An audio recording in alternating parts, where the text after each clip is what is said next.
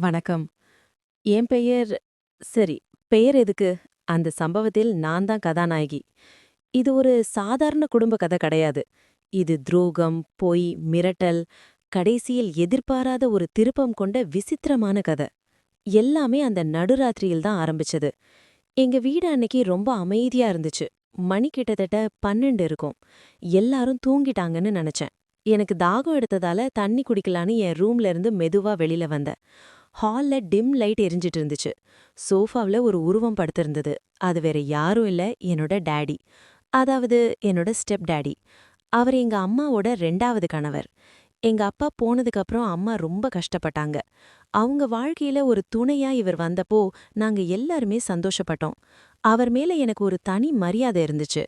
அம்மாவ நல்லா பாத்துக்கறாரு, நம்மளையும் ஒரு குறையும் இல்லாம வளர்க்கறாருன்னு ஒரு நல்ல அபிப்பிராயம். ஆனா அந்த ஒரு நிமிஷம் அந்த அபிப்பிராயம் சுக்கு நூறா உடைஞ்சு போச்சு. அவர் சோஃபாவுல ஆழ்ந்த உறக்கத்துல இருந்தார். அவர் மார்புல ஒரு புத்தகம் இருந்துச்சு. பக்கத்துல அவர் கைபேசி மின்னிக்கிட்டே இருந்துச்சு. இந்த நேரத்துல யாரு மெசேஜ் பண்றான்னு எனக்கு தோணுச்சு. பொதுவா நான் அடுத்தவங்க போனை எடுத்து பார்க்க மாட்டேன். ஆனா அன்னைக்கு ஏதோ ஒரு உள்ளுணர்வு எடுத்து பாருன்னு சொல்லுச்சு. மெதுவா பூனை மாதிரி நடந்து போய் அந்த போனை கையில எடுத்தேன். ஸ்கிரீனை பார்த்ததும் எனக்கு தூக்கி வாரி போட்டுருச்சு. அதுல வரிசையா மெசேஜஸ் வந்து குவிஞ்சிட்டு இருந்துச்சு. அதுவும் சாதாரண மெசேஜ் இல்ல. ஏன் ரிப்ளை பண்ணல, எப்போ மீட் பண்ணலாம், ஐ மிஸ் யூ அப்படின்னு ஏகப்பட்ட மெசேஜஸ். அதுவும் வேற ஒரு பொண்ணுகிட்ட இருந்து. என் கை நடுங்க ஆரம்பிச்சது. என்னது இது? அம்மாவுக்கு தெரியாங்க இவர் இவ்ளோ நாளா இப்படி ஒரு வேலை பார்த்துட்டு இருக்காரா? நீ எனக்கு கோபம் தலைக்கு ஏறிச்சு. போனை அன்லாக் பண்ணி உள்ள போய் பார்த்தேன். அது ஒரு பெரிய சரித்திரமே இருந்துச்சு. வெறும் பேச்சு மட்டும் இல்ல, அதுக்கும் மேல பல விஷயங்கள் அந்த சாட்ல இருந்துச்சு. என்னால நம்பவே முடியல. நம்ம கண்ணு முன்னாடி நல்லவராட்டம் நடிச்சிட்டு பின்னாடி இப்படி ஒரு வேலைய பாக்குறாரேன்னு அருவருப்பா இருந்துச்சு. என் கோபத்தை அடக்க முடியல. அங்கேயே நின்னு அவரை உலுக்கி எழுப்புனேன். ஹலோ, எழுந்திரிங்கன்னு கத்துனேன். அவர் தூக்க கலக்கத்துல திடுக்கிட்டு எழுந்தார். கண்ணு கசிக்கிட்டு என்ன பார்த்தார். என் கையில அவரோட போன் இருக்கிறத பார்த்ததும் அவர் முகத்துல ஈ ஆடல. திருடன் போலீஸ் கிட்ட மாட்டின மாதிரி ஒரு ரியாக்ஷன். என்னம்மா, என்னாச்சு? இன்னும் ஒண்ணுமே தெரியாத மாதிரி கேட்டார். நான் அந்த போனை அவர் முகத்துக்கு நேரா நீட்டே, என்ன நடிப்பு, இது என்ன மெசேஜ், யார் இது, அம்மாவுக்கு துரோகம் பண்றீங்களான்னு பொறிஞ்சு தள்ளிட்டேன். அவர் முதல்ல சமாளிக்க பார்த்தார். இல்லம்மா, அது வந்துன்னு திக்கி திணறினார். ஆனா நான் விடுறதா இல்ல. எனக்கு எல்லாம் தெரிஞ்சு போச்சு. நீங்க எவ்ளோ பெரிய பித்தலாட்டம் பண்ணிட்டு இருக்கீங்கன்னு நான் இப்பவே அம்மா கிட்ட சொல்ல போறேன்னு மிரட்டினேன். அப்பதான் அவர் ஒரு குண்ட தூக்கி போட்டார். நில்லு, அவசரப்படாத. நீ நினைக்கிற மாதிரி எதுவும் இல்ல. இந்த விஷயம் உங்க அம்மாவுக்கே தெரியும்னு சொன்னார். எனக்கு தலை சுத்துச்சு. என்னது? அம்மாவுக்கு தெரியுமா? பைத்தியம் மாதிரி உளராதீங்க. எந்த பொண்டாட்டி தான் புருஷன் வேற ஒருத்தி கிட்ட பேசுறத அனுமதிப்பான்னு கேட்டேன். அதுக்கு அவர் சொன்ன பதில் என்னால ஜீரணிக்கவே முடியல. உங்க அம்மாவுக்கும் எனக்கும் ஒரு ஒப்பந்தம் இருக்கு. எங்க கல்யாண வாழ்க்கையில சில விஷயங்கள் சரியா இல்ல. அதனால எனக்கு தேவையான சில சந்தோஷங்கள வெளியில தேடிக்கலான்னு உங்க அம்மாவே பெர்மிஷன் கொடுத்திருக்காங்க. இது ஒரு ஓப்பன் மேரேஜ் அப்படின்னு சொன்னார். எனக்கு சிரிப்பு தான் வந்துச்சு. என்ன கதை விடுறீங்களா? காதுல பூ சுத்துறத நிப்பாட்டுங்க. எங்க அம்மாவ பத்தி எனக்கு தெரியும். அவங்க இப்படி ஒரு விஷயத்துக்கு ஒத்துக்கவே மாட்டாங்க. நீங்க செஞ்ச தப்ப மறைக்க அம்மாவையே கேவலப்படுத்துறீங்களான்னு கேட்டேன். அவர் எவ்வளவோ கெஞ்சி பார்த்தார். இல்லம்மா, இதுதான் உண்மை. நீ தப்பா புரிஞ்சுக்காத.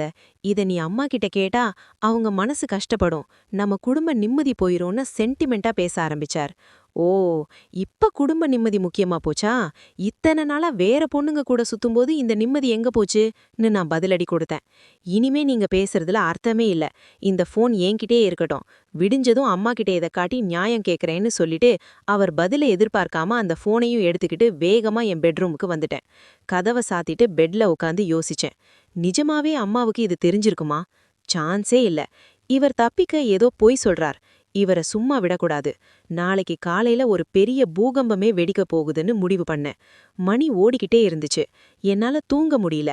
அந்த போன் என் பக்கத்துல ஒரு வெடிகுண்டு மாதிரி இருந்துச்சு. கொஞ்ச நேரம் கழிச்சு என் ரூம் கதவு மெதுவா திறக்கிற சத்தம் கேட்டுச்சு. நான் டக்குன்னு போர்வைய போத்திக்கிட்டு தூங்குற மாதிரி நடிச்சேன். அது அவர்தான். மெதுவா அடிமேல் அடி வச்சு உள்ள வந்தார். இருட்டுல அவர் என்ன செய்றார்னு நான் ஓர கண்ணால பார்த்தேன். அவர் நேரா என் டேபிள் கிட்ட போய் தேடினார். அப்புறம் அலமாரிய திறந்தார். அவருக்கு நல்லா தெரியும் நான் அந்த போனை எங்கேயோ ஒளிச்சு வச்சிருக்கேன்னு. அவர் தேடுற விதம், அவர் முகத்துல இருந்த பதட்டம் எல்லாத்தையும் நான் கவனிச்சுக்கே இருந்தேன். அவர் என்கிட்ட நெருங்கி வந்தார். நான் போர்வையை இறுக்கி பிடிச்சுக்கிட்டேன். என் இதய துடிப்பு எனக்கே கேக்குற அளவுக்கு வேகமா இருந்துச்சு. அவர் பெட்ல கை வச்சு எதையோ தேடுறப்போ எனக்கு ஒரு பொறி தட்டுச்சு. திடீர்னு ஒரு தைரியம் வந்துச்சு. நான் போர்வைய விலக்கிட்டு டக்குன்னு எழுந்திருச்சு உட்கார்ந்தேன். என்ன தேடுறீங்க? உங்க போனை தானே?ன்னு கேட்டேன். அவர் அரண்டு போயிட்டார். இல்லம்மா, அது வந்துன்னு மறுபடியும் திக்கினார். நீங்க இங்க வந்ததே தப்பு. இப்பவே வெளியில போங்கன்னு நான் கத்தல. ஆனா என் குரல்ல ஒரு அழுத்தம் இருந்துச்சு. அவர் என் கால்ல விழாத குறையா கெஞ்ச ஆரம்பிச்சார். ப்ளீஸ்மா, அந்த போனை கொடுத்துரு. அதுல இருக்கிற விஷயங்கள் அம்மா பார்த்தா கண்டிப்பா டைவர்ஸ் ஆயிடும். நம்ம குடும்பம் சிதறிடும். உனக்கு அப்பா இல்லாத நிலைமை மறுபடியும் வந்துரும். அது உனக்கு ஓகேவா? நீ எமோஷனல் பிளாக்மெயில் பண்ணார். அவர் சொன்னதுல ஒரு உண்மை இருந்துச்சு. அம்மாவுக்கு இது தெரிஞ்சா தாங்க மாட்டாங்க. மறுபடியும் ஒரு டைவர்ஸ், தனிமை, இதெல்லாம் அம்மாவால சமாளிக்க முடியாது. ஆனா இவரை இப்படியே விடவும் முடியாது. தப்பு பண்ணிட்டு ஈஸியா தப்பிச்சிடுவாரா? எனக்குள்ள ஒரு விபரீத எண்ணம் ஓட ஆரம்பிச்சது. இவரை இப்படியே என் கைக்குள்ள போடணும். இவர் செஞ்ச தப்புக்கு இவர் எனக்கு பதில் சொல்லி ஆகணும். நான் மெதுவா பெட்ல இருந்து இறங்கி அவர் முன்னாடி நின்னேன். அவர் கண்ல பயம் இருந்துச்சு. சரின்னு சொன்னேன். நீங்க சொல்றது ஒரு வகையில கரெக்ட் தான். அம்மா பாவம். அவங்க வாழ்க்கை கெடக்கூடாது.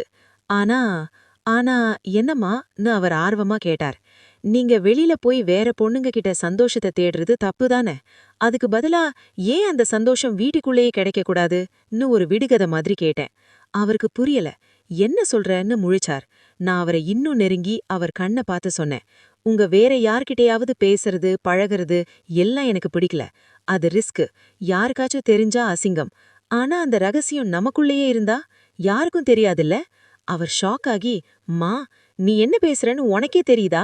நான் உன் அப்பா ஸ்தானத்துல இருக்கிறவன். இது தப்புன்னு பின்வாங்கினார். ஓ, இப்ப தப்பு சரியெல்லாம் பேசுறீங்களா? அப்ப இவ்ளோ நேரம் நீங்க பேசுனது பண்ணது எல்லாம் சரியா? அம்மாவுக்கு துரோகம் பண்ணும்போது உறுத்தாத மனசாட்சி இப்ப மட்டும் ஏன் உறுத்துதுன்னு மடக்குனேன். உங்களுக்கு உங்க போன் வேணும்னா, உங்க ரகசியம் காக்கப்படணும்னா, நான் சொல்றத நீங்க கேட்கணும். நீ என் முடிவை சொன்ன. இது ஒரு பிளாக்மெயில் தான். ஆனா வேற வழி இல்ல. அவரை என் கட்டுப்பாட்டுக்குள்ள கொண்டு வர இதுதான் ஒரே வழி. அவர் ரொம்ப நேரம் யோசிச்சார். ஒரு பக்கம் பயம், ஒரு பக்கம் நான் போட்ட கண்டிஷன். வேற வழி இல்லாம அவர் தலையாட்டினார். அந்த நிமிஷம் அங்க இருந்த சூழ்நிலையே மாறிப்போச்சு. கோபமா இருந்த நான் மெதுவா என் டோனை மாத்தினேன். பயப்படாதீங்க. இது நமக்குள்ள மட்டும்தான் இருக்கும். அம்மாவுக்கு தெரியாது. நீங்க வெளியில போய் அலையறதை விட இது எவ்வளவோ பெட்டர் இல்லையான்னு சொல்லி அவரை சமாதானப்படுத்தினேன். அவர் தயக்கமா என் பக்கத்துல வந்தார்.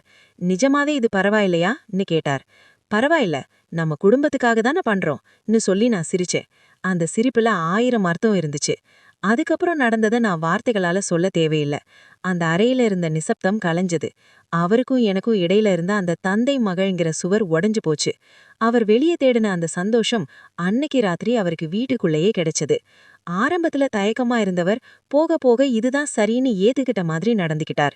நானும் அம்மாவுக்காகன்னு ஒரு காரணத்தை சொல்லி எனக்கும் உள்ளூர இருந்த சில கேள்விகளுக்கு விடை தேடிக்கிட்டேன். எல்லாம் முடிஞ்சதுக்கு அப்புறம் அவர் நிம்மதியா பெருமூச்சு விட்டார். இனிமே நான் வெளியே யாரையும் பார்க்க மாட்டேன்னு சத்தியம் பண்ணார். அதுதான் நல்லதுன்னு சொல்லிட்டு நான் அந்த போனை அவர்கிட்ட திருப்பி கொடுத்தேன். அவர் அந்த போனை வாங்கிட்டு என் பார்த்து ஒரு அர்த்தமான பார்வை விட்டார்.